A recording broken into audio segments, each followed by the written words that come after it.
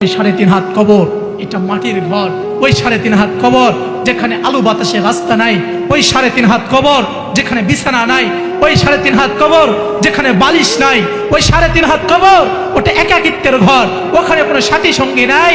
এই জন্যই তো কবর প্রতিদিন ডাক দিয়ে বলে আনা বাইতুল ওয়াহদা, আনা বাইতুদ দুদ, আনা বাইতুত তুরাব। এই কবর হলাম আমি একাকিত্বের ঘর, এই কবর হলো পোকামাকুরের ঘর, এই কবর হলো মাটির ঘর, এই কবর হলো একাকিত্বের ঘর, অন্ধকার ঘর।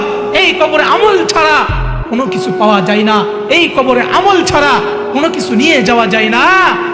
ওই কবর তো ভাই অন্ধকার কবর, ওই কবর তো পোকামাকুরের ঘর, ওই কবর তো ছোট্ট ঘর।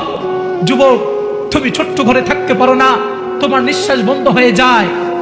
তুমি কারেন্ট চলে গেলে গরমে লাফাইতে থাকো, কারণ গরম লাগে বিধায়।